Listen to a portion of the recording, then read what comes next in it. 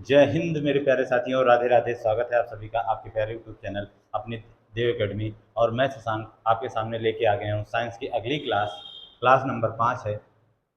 पिछली 4 क्लासों में आपको पहले टॉपिक पढ़ा, मापन की क्लास कल की हो गई थी। जो भी नहीं देखे होंगे, साइंस की प्लेलिस्ट बन गई है, आप यूट्यूब चैनल पे जाइएगा, उसमें सारी वीडियो पड़ी है, आप प्लेलिस्ट से देख सकते हैं। तो चलिए, त्वरण क्या होता है? एकांक समय में वेग परिवर्तन की दर को ही क्या कहते हैं? त्वरण कहते हैं। त्वरण में मैंने आपको बताया था कि वेग परिवर्तन, अब ये वेग परिवर्तन क्या होता है? दो वेग होते हैं, एक फाइनल वेग होता है और एक इनिशियल वेग, प्रारंभिक वेग। प्रारंभिक वेग को u से लिखा जाता है और अंतिम वेग यानी फाइनल वेग को v से लिखा जाता है। अंतिम वेग को किससे लिखा जाता है? v से लिखा जाता है। ठीक है, तो इन दोनों का जो डिफरेंस होता है, जो दोनों में डिफरेंस होता है, इसमें कुछ समय लगेगा। उन्हीं का अंतर वेग परिवर्तन, और लिखेंगे कैसे? v minus you upon T, ये फार्मूला होता है। वेग परिवर्तन की दर को ही त्वरण कहते हैं। वेग परिवर्तन बटे समय, वेग में परिवर्तन बटे समय। तो इसका आ गया, त्वरण की परिभाषा हो गई, त्वरण का सूत्र हो गया। इसका मात्रक पूछता है तो मात्रक होता है मीटर प्रति सेकंड स्क्वायर। त्वरण का मात्रक क्या होता है? मीटर प्रति सेकंड स्क्वायर होता है। समझ गए? और बीमा क्या होती है? एल टी के पावर -2 होती है। और त्वरण एक क्या है? सदिश राशि है, वेक्टर क्वांटिटी है।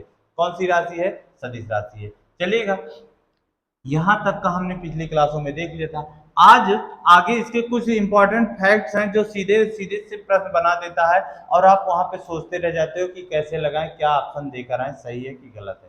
तो जैसे देखिए, जब किसी वस्तु का वेग एक समान हो तो त्वरण का मान क्या होता है? शून्य होता है। कहने का मतलब है कि अंतिम वेग और प्रारंभिक वेग दोनों क्या हो? समान हो, उसमें कोई अंतर ही ना हो। जैसे आप अपने घर से गाड़ी 10 मीटर प्रति सेकंड के वेग से चलाना शुरू किया, ठीक है। आप 5 सेकंड तक गाड़ी चलाए और किसी दूसरे स्थान पे पहुंच गए। जब आप पहुंचे तो वहां पे भी आपका अंतिम वेग कितना ही था? 10 मीटर प्रति सेकंड था। ये u का मान हो गया, और ये किसका मान हो गया? v का मान। इतना कितने सेकंड के बाद? 5 सेकंड के बाद। फिर अगले 5 सेकंड के बाद भी आपका वेग क्या रह रहा है? 10 मीटर प्रति सेकंड ही रह रहा है।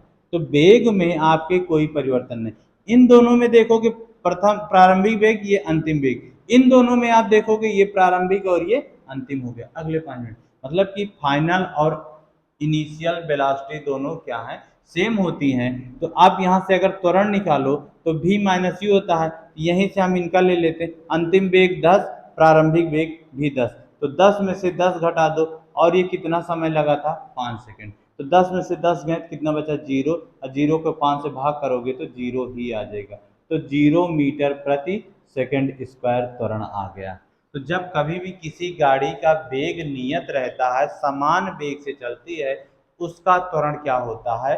शून्य होता है। और आपसे सीधे से प्रश्न पेपर में पूछ लेता है कि एक गाड़ी या किसी वस्तु का वेग नियत है तो उसका त्वरण क्या होगा? त्वरण क्या होगा? बढ़ेगा, घटेगा, शून्य होगा, कोई परिवर्तन? तो आप बताइएगा, उसका त्वरण क्या होगा? शून्य होगा। उसका त्वरण क्या होगा? शून्य होगा। चलिएगा, दूसरा पॉइंट है, जब वस्तु का वेग एक समान रूप से बढ़ रहा है, कुछ समय के बाद उसका धीरे धीरे बढ़ता जा रहा है, तो त्वरण का मान भी क्या होता है? हमेशा समान रहता है। त्वरण भी, एक्सीलरेशन भी क्या रहता है? समान रहता है। जैसे देखिए, प्रारंभिक वेग से हमने गाड़ी शुरू की, 5 मीटर प्रति सेकंड के वेग से क्या किया? हमने चलाना शुरू किया। यहां से गाड़ी शुरू हुई, 5 सेकंड तक गाड़ी चलाया हमने। कितने सेकंड तक? 5 सेकंड तक गाड़ी चलाया। तो उसके बाद जब 5 सेकंड तक गाड़ी चलाए तो अंतिम वेग यहाँ पे हमारा कितना हो गया? 10 मीटर प्रति सेकंड हो गया। अब देखो, बढ़ गया ना, पहले 5 था, अब 10 हो गया। अंतिम वेग यहाँ से क्या हो गया? हमारा 10 हो गया। ठीक है, तो अगर यहाँ से इसका आप त्वरण निकालो तो 10 में से 5 गए तो 5, और 5 से 5 भाग करोगे 1 मीटर प्रति सेकंड आएगा। फिर अगले 5 सेकंड में त्वरण क्या हो गया? 15 मीटर प्रति सेकंड हो गया। चाल क्या हो गई? 15 मीटर प्रति सेकंड। यानी अब यहां से यहां तक देखो तो ये प्रारंभिक वेग, ये अंतिम वेग। फिर अगले 5 सेकंड में आपकी चाल हो गई 20 मीटर पर सेकंड। तो एक समान रूप से चाल बढ़ रही कि नहीं, 5 सेकंड, फिर 5 मीटर, फिर 5 मीटर, हर एक 5 सेकंड के बाद आपकी चाल क्या हो रही है, 5-5 मीटर पर सेकंड की वेग से क्या हो रही है, बढ़ रही है कि नहीं बढ़ रही है, बढ़ रही है ना। तो जब एक समान रूप से चाल बढ़ती है तो उसका त्वरण भी क्या रहता है, हमेशा समान रहता है, त्वरण में कोई परिवर्तन नहीं होता। अब जो त्वरण यहाँ से 5 से 10 होने में हुआ है, वही त्वरण 10 से 15 भी होने में होगा, वही त्वरण 15 से 20 में भी होगा, क्योंकि आप निकालोगे यहाँ से final velocity minus initial velocity, अंतिम वेग माइनस प्रारंभिक वेग, तो 5 आ जाएगा। कितने सेकंड का समय था, 5 सेकंड का, काट दिया तो 5 एकम 5, 1 मीटर प्रति सेकंड स्क्वायर का त्वरण आ गया। यहाँ से यहाँ तक का, यहाँ से यहाँ तक का त्वरण कितना हुआ, 5 हुआ। अब यहाँ से यहाँ तक का लोगे अगले 5 सेकंड का, तो प्रारंभिक वेग 10 हो जाएगा, अंतिम वेग 15 हो जाएगा, तो 15 में से 10 गए, तब भी क्या बचा, 5, और 5 को 5 से भाग करोगे तो क्या होगा, तब भी 1 मीटर पर सेकंड आ जाएगा। तो ये दो कंडीशन आपके वेग से पूछ लेता है कि जब वेग एक समान हो तो वस्तु का त्वरण क्या होगा, शून्य होगा, और जब वेग एक समान रूप से बढ़ रहा है तो त्वरण भी क्या होता है, एक समान रहता है।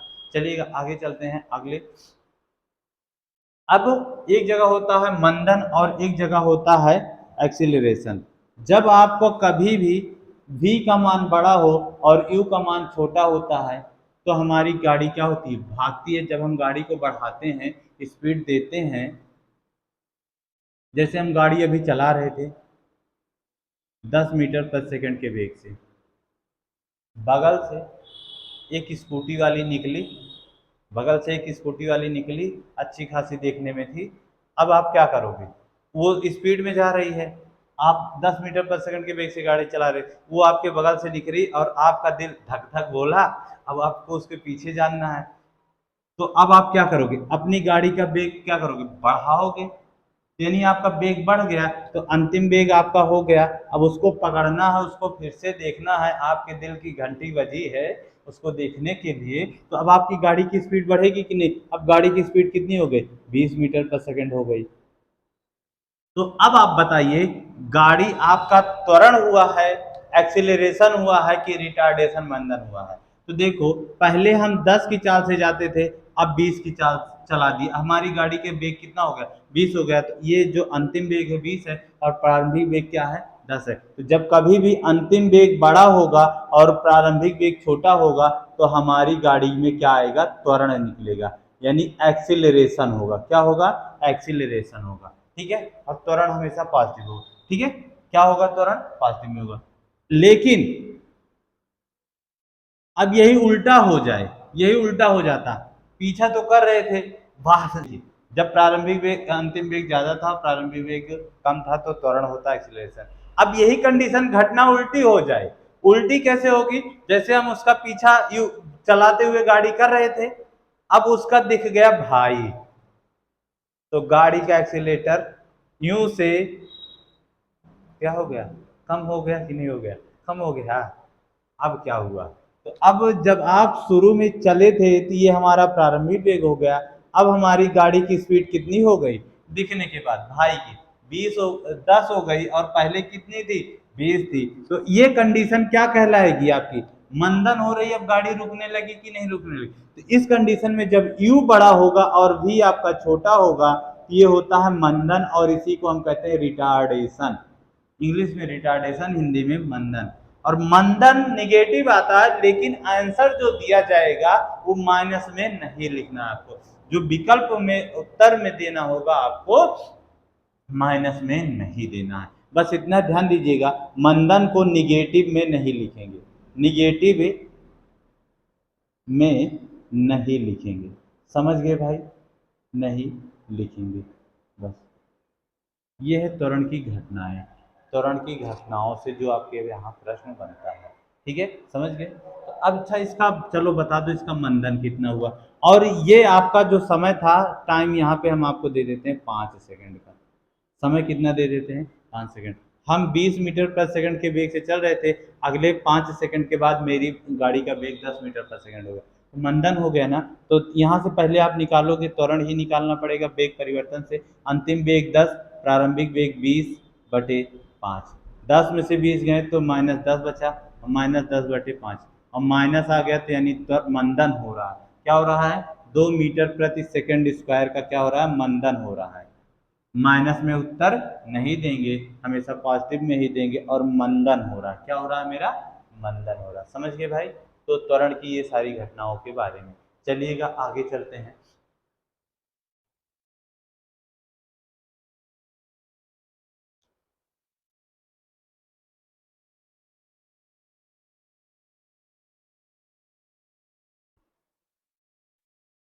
चलिएगा साथियों, आपको गति के समीकरण जानते हैं। आप गति के समीकरण 3 समीकरण है। अब इस आपको 2 तरीके से पढ़ाएंगे इसमें। एक गति जो समीकरण होंगे, एक क्षैतिज की स्थिति में और एक उदग्र यानी ऊपर नीचे, जब वस्तु ऊपर नीचे फेंकी जाती है। तो जब क्षैतिज में चलते हैं, क्षैतिज का मतलब समतल में, प्लेन में, जैसे हम चल रहे हैं, गाड़ी चल रही है, ठीक है, एक सीधी रेखा में चल रहे हैं, इसके लिए तो ये आपके 3 समीकरण है। v बराबर u plus A T, S बराबर U T plus half A T square, V square बराबर यू स्क्वायर प्लस 2as। 3 ये समीकरण है जिनमें आप सबके बारे में जानते हैं भी, यू, ए और टी क्या है।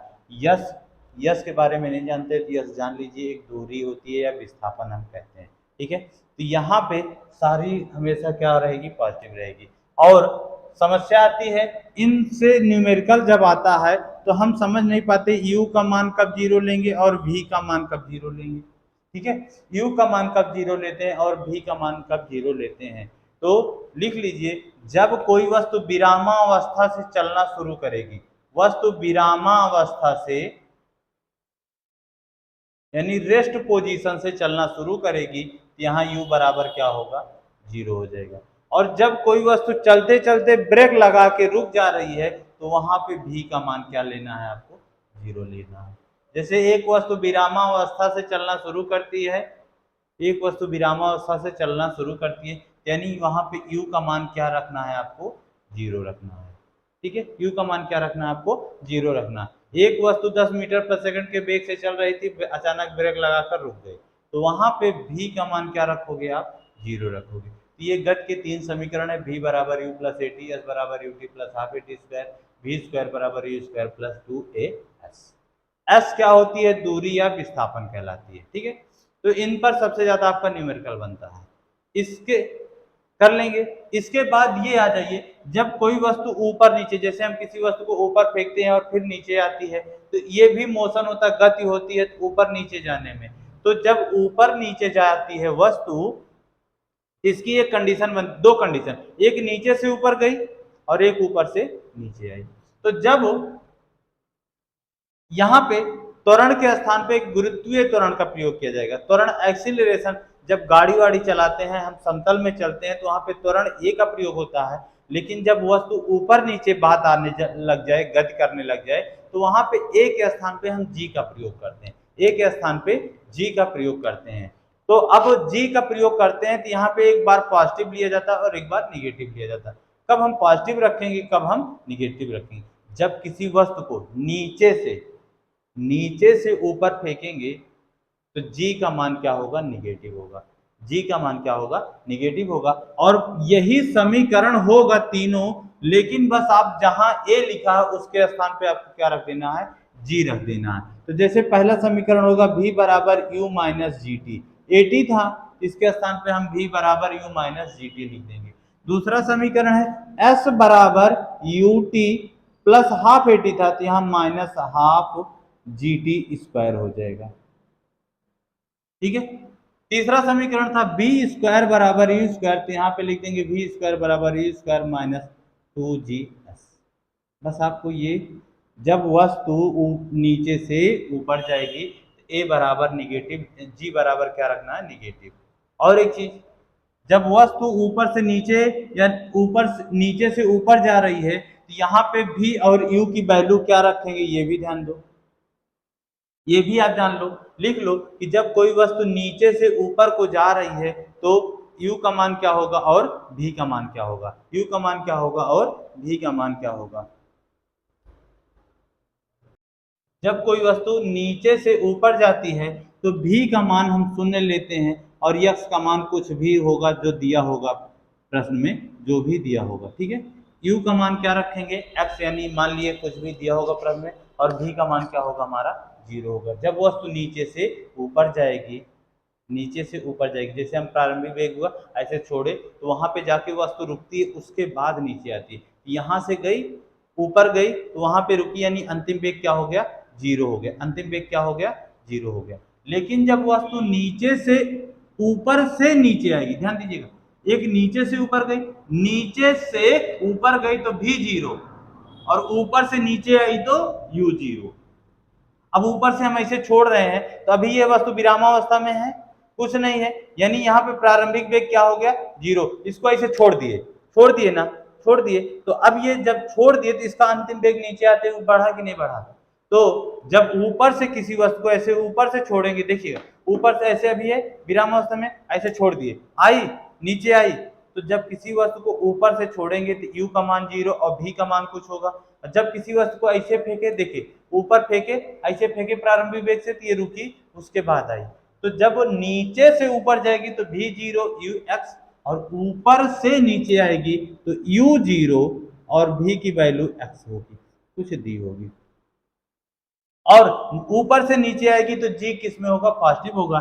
यही 3 समीकरण v बराबर u प्लस जी टी यहाँ भी होगा, s बराबर U T plus half G T square होगा, और v स्क्वायर बराबर u स्क्वायर प्लस 2 होगा, ठीक है। और g का मान आपको, g बराबर त्वरण के ही है, तो आपसे पूछेगा त्वरण का मान, g का मान क्या होगा, 9.8 मीटर पर सेकंड स्क्वायर, या कहीं कहीं पे 10 मीटर पर सेकंड स्क्वायर भी रख सकते हैं, अपनी आवश्यकता के अनुसार जैसे सॉल्व करना होगा आसान, ठीक है। तो ये दोनों वैल्यू हम रख सकते हैं, और ये इसका g का मात्रक और a का मात्रक क्या होता है, समान होता है। इसका भी मात्रक मीटर पर सेकंड और इसका भी मात्रक क्या होता है, मीटर पर सेकंड स्क्वायर ही होता है। दोनों का मात्रक क्या होते हैं, मीटर पर सेकंड स्क्वायर ही होते हैं, ठीक है। ये आपका गति के समीकरण हो गए, ठीक है। और इसमें आपसे जो पूछता है लास्ट है, इसका आपसे संबंध पूछ लेता है कि गति का पहला समीकरण किसमें किसमें संबंध बताता है, गति का दूसरा समीकरण किसमें बताता है, गति का तीसरा समीकरण किसमें संबंध बताता है, ठीक है। तो आइएगा इसके संबंधों के बारे में थोड़ा नोट कर लीजिए, लिख लीजिए कि पहला समीकरण, गति का पहला समीकरण बताता है वेग और समय के बीच संबंध बताता है। दूसरा समीकरण, इसमें वेग नहीं होता, विस्थापन और समय में संबंध बताता है, किसमें, विस्थापन और समय में संबंध बताता है। तीसरा समीकरण वेग और, अब देखो इसमें t है, समय नहीं है ना, वेग है और विस्थापन है, वेग है और विस्थापन है, तो वेग और विस्थापन में संबंध बताता है, ध्यान दीजिएगा। पहला समीकरण वेग और समय में, वेग और समय में, क्योंकि यहाँ विस्थापन नहीं, दूसरे में विस्थापन है, वेग नहीं है, अंतिम वेग नहीं है, प्रारंभिक तो है, प्रारंभिक 0 मान लेते हैं, तो अंतिम नहीं है इसमें, तो समय और विस्थापन में संबंध। तीसरे समीकरण में क्या होता है, वेग और विस्थापन में संबंध बताता है। तो इस चीज को नोट कर लीजिएगा। ये क्लास आपकी कंप्लीट होती है, वेलोसिटी कंप्लीट तब होगी जब इसके कल हम पूरे के पूरे प्रश्न करवा देंगे। इन पर आपको न्यूमेरिकल भी कल करवा देंगे मेरे भाई, जो एनटीपीसी ग्रुप डी में रेलवे में पूछे जाएंगे, और एसएससी वालों के लिए आपकी ये थ्योरी ही सफिशिएंट है, ठीक है। इतना आप पढ़ लीजिएगा, एसएससी के लिए कोई दिक्कत नहीं है, और रेलवे वालों के लिए कल इसके न्यूमेरिकल और इसके प्रश्न। तो कल आप तैयार रहिएगा, आपको इसके 25-30 क्वेश्चन कल करवाएंगे, 20 नहीं 30 क्वेश्चन, आधे घंटे के अंदर 30 क्वेश्चन करवाएंगे, और साथ में इसके न्यूमेरिकल भी आपको करवा देंगे, ठीक है साथियों। तो ये क्लास आज यहीं तक। अगर क्लास अच्छी लगे तो लाइक करिएगा, वीडियो को दोस्तों में शेयर करिएगा, चैनल को ज़्यादा से ज़्यादा सब्सक्राइब करिए। जय हिंद, जय भारत।